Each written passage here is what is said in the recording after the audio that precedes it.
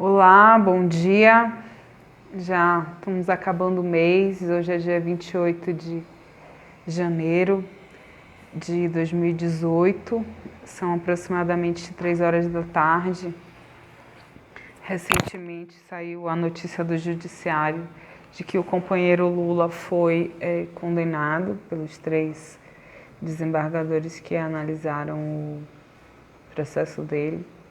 Eu acho que esse momento histórico tem que nos conduzir a uma reflexão necessária sobre o sistema judiciário, não só o sistema judiciário brasileiro, mas a própria conceitualização de justiça, ela está trabalhada de forma muito equivocada, né? Se a gente for pensar.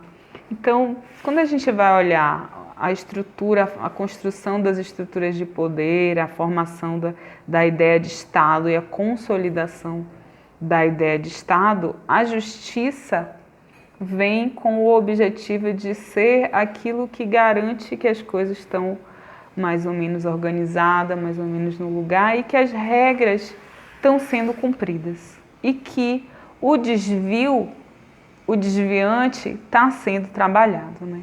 Só que nós temos um problema na história da humanidade, que não é um problema da nossa sociedade, é um problema da forma como a justiça se tornou uma instituição e a sua origem, tudo que envolve esse processo histórico. Nós vamos perceber que se perdeu muito do objetivo, né? Se perdeu muito do senso. Então, por exemplo, quando a gente pensa uma pessoa que foi privada de todas as suas alternativas, né, de ser uma pessoa, ter um lugar na sociedade, ter um trabalho, ter emprego. Então, imagina uma pessoa que nasceu numa casa muito pobre, com muitos irmãos, né, foi preciso trabalhar muito cedo para ajudar dentro de casa, não teve a possibilidade de estudar, não teve um custeio para os seus estudos, né, não foi financiado em nenhum momento na sua possibilidade de estudar e trabalhar. Isso não foi questionado na sociedade, isso não foi debatido, isso não foi institucionalizado. E de repente essa pessoa se vê às voltas com a necessidade muitas vezes de prover algo para dentro de casa e a única alternativa que está disponível naquele momento para a pessoa é a criminalidade. Então isso é o que faz com que a pobreza seja criminalizada, né? As pessoas pobres, a situação, a condição de miserabilidade, ela muitas vezes é um determinante da violência, muitas vezes ela é um determinante de uma condição de criminalidade. Então, quando nós vamos chegar no judiciário com esse problema, que muitas vezes é um problema que é intermediado pela polícia, né? Porque qual é que é o braço do judiciário? Quem é que vai, literalmente o braço, né? O braço que algema do judiciário é a polícia. Então, nós vamos ter um sistema judicial que é muito marcado pela opressão, pela castração e pela proibição, em vez de ser um sistema comprometido, mais comprometido com a garantia do bem-estar e com a garantia da boa convivência social. Então, nós poderíamos nos questionar, por exemplo, por que tantas vezes aonde foi identificado, né, equívocos de gestão, desvios de verba ou deficiências de investimento, isso não foi mediado pelo judiciário, isso não foi cobrado pelo judiciário. Então, quantas pessoas deixariam de passar pelo sistema judiciário? Quantas pessoas deixariam de ter problemas com a lei, de serem enquadradas em artigos penais, se nós tivéssemos uma estrutura de Estado que se preocupa com as pessoas, que se preocupa com o problema das pessoas, que se preocupa com o que gera o problema, né? O que gera a criminalidade, o que gera o problema. Então, nós temos outro problema com o judiciário, que é o fato de que é a formação. Eu acho que a formação em direito, eu acho que as estruturas, tudo isso está muito equivocado e muito necessitado de uma revisão, de uma reformulação e de realmente uma reforma que modifique essas estruturas, porque que nós vamos ter, né? Nós vamos ter uma formação do direito, uma formação das pessoas que fazem, né, dos operadores do direito, muito fria. Eu acho que não é essa palavra não é a melhor palavra, mas é isso. Então, quando você pensa que um juiz, né, recebe milhares e milhares de reais, benefícios, auxílio moradia, auxílio família, auxílio alimentação, auxílio paletó, todos esses benefícios, né? Então, uma pessoa que ganha muitas vezes dezenas ou até centenas de milhares de reais. E aí, de repente, se depara com um pai de família, uma pessoa pobre, que não ganha nada, que não recebe nada, que não tem nenhum benefício, que foi numa farmácia, cometeu um assalto, que assaltou um ônibus. Então, para o operador do direito, para o juiz, para as pessoas que vão tomar essas decisões, o que é analisado, né? Analisado a circunstância que aquilo foi cometido, mas tudo que é pregresso aquilo não é levado em consideração. Então, o que poderia resolver o problema desse cidadão? Esse cidadão poderia ter o problema dele resolvido por uma assistente social que fosse na casa dele e provesse, né, condições para que todos os filhos dele se alimentassem corretamente, fossem para a escola corretamente, para que ele fosse encaminhado para um trabalho, para que a mulher dele fosse encaminhada para o trabalho, para que a mãe dele que está doente, que precisa de remédio, tivesse a assessoria necessária para poder receber todos os remédios, todos os tratamentos que ela precisa. Então, o que vai acontecer com esse homem? Provavelmente ele vai ser condenado, vai ser encarcerado, a família dele vai continuar sem dinheiro, né? Talvez o filho mais novo, o filho mais velho dele, procure alguém do tráfico, procure alguém do crime para poder ajudar e seja aliciado, se torne mais um garoto aliciado pelo tráfico.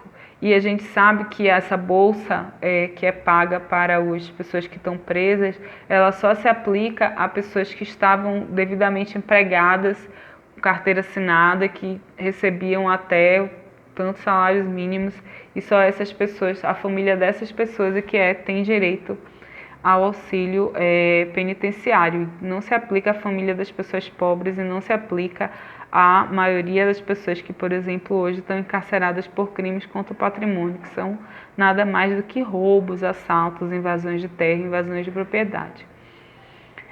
Tudo isso tem a ver. Então, o que nós podemos pensar do judiciário? Então, nós vamos ter pessoas que estão distantes da realidade, pessoas que estão nas suas faculdades, que muitas vezes vêm de famílias abastadas, né? Porque a gente sabe que para a pessoa conseguir passar em direito, para a pessoa conseguir passar na OAB, para a pessoa conseguir passar num concurso, tudo isso exige uma estrutura financeira, uma estrutura familiar, que faz com que muitas vezes a gente tenha famílias e famílias de advogados, famílias e famílias de juízes, pessoas, gerações e gerações de pessoas que têm essa visão pragmática e não uma visão humanista, uma visão humanitária. Então, nós precisamos reformular o judiciário, nós precisamos, eu acho que, acabar um pouco com esse excesso de castas que existe, com esse excesso de instâncias que existe. Eu tenho proposto que o nosso modelo judiciário, ele trabalhe mais com a questão da OAB, com a questão da advocacia e com um júri que seja um júri popular, que seja um júri que, sabe, de pessoas que entendem da realidade, não pessoas que entendem das leis, que entendem do que está escrito, porque nós já constatamos que não há justiça, né? Que a justiça é morosa, que a justiça é lenta, que a justiça é parcial, que a justiça é altamente corruptível no Brasil, tem se mostrado falha em muitos aspectos e todos nós podemos a qualquer momento ser vitimados por esse excesso de fragilidades da política, né? Então falta muito obscuro todos esses processos, né? Falta clareza, falta transparência, falta participação coletiva, falta decisões tomadas em outros espaços e outras instâncias. Eu acho que se nós tivermos condições de acelerar o processo jurídico, se a gente tiver condições de transformar os modelos de julgamento num grande aplicativo que seleciona aleatoriamente advogados que estão habilitados a tomar decisão, se a gente acabar com essa figura, com esse excesso de figuras do judiciário, eu acho que isso é muito importante para a gente, até porque nós não precisamos realmente de uma justiça que esteja preocupada em cumprir as suas próprias regras. Nós precisamos de uma justiça que torne a vida da gente mais justa, né? Que esse sentido de justiça seja um sentido de que nós todos somos iguais porque tivemos as mesmas oportunidades. Nós não podemos ser todos iguais perante a lei porque nós não somos todos iguais perante a sociedade. Então, se nós vamos ter uma sociedade onde todos nós temos as mesmas oportunidades, onde todos nós temos as mesmas expectativas, onde todos nós podemos ter os mesmos sonhos, podemos almejar as mesmas coisas, os mesmos objetivos, nós então podemos esperar que a justiça seja cega e todas as pessoas sejam julgadas pelos seus atos. Mas as pessoas não podem ser julgadas pelos seus atos simplesmente sem que haja um julgamento da sociedade onde esses atos são cometidos, sem que haja uma avaliação geral de que condições sociais, de que situação levou as pessoas a essa ou aquela condição. Então eu acho que nós temos que responsabilizar as pessoas que estão no poder. Eu penso que nós temos que evocar e convocar e conclamar essas pessoas que muitas vezes vivem suas realidades um pouco confinadas, um pouco distantes de todas as dificuldades que o povo passa, que as pessoas do povo passam, para que se comprometam a observar esse modelo e ver que eles próprios, né, o próprio legislativo, todos nós podemos a qualquer momento ser vítimas do abuso de poder de instâncias que não têm uma supervisão superior. Então eu penso que essa reforma do judiciário que nós estamos falando, né, que é uma reforma que implica numa reforma do Estado, ela exige que a gente enxugue esse modelo judiciário, principalmente porque esse excesso de hierarquização, ele é extremamente caro. Então, e a justificativa para que esse sistema seja tão caro, né, a questão do risco de vida dos juízes, está muito relacionado ao fato de que você é um cidadão, né, considerado um cidadão absolutamente incluído dentro do seu sistema social, está numa alta casta e não tem o menor pudor de pegar uma pessoa pobre, de mandar uma pessoa pobre para a cadeia durante anos e anos, ou outras pessoas também durante anos e anos, sem questionar que esse modelo punitivo não é um modelo ressocializador, não é um modelo corretor de ações, ele é um modelo que muitas vezes faz com que a pessoa seja uma pessoa revoltada, que sai dali descrente de tudo das instituições. Então, os juízes correm muito risco de vida, né? A gente sabe que existe muito assassinato dentro do judiciário, a gente sabe que existe muito atentado, muita violência, e isso está muito relacionado ao modelo, isso está muito relacionado às posturas, isso está muito relacionado às decisões que as pessoas tomam. Então, talvez a gente devesse invisibilizar e, ao mesmo tempo, humanizar essas decisões. Então, se a gente passa desse modelo de tribunal, desse modelo de corte, para um modelo rápido, onde você vai ali numa sala, rapidamente, alguns advogados são selecionados, avaliam o seu caso, um assistente social está ali disponível, né? É identificado que o seu problema é um problema que você é um perigo porque você não tem dinheiro, porque você está desempregado, porque você está pobre.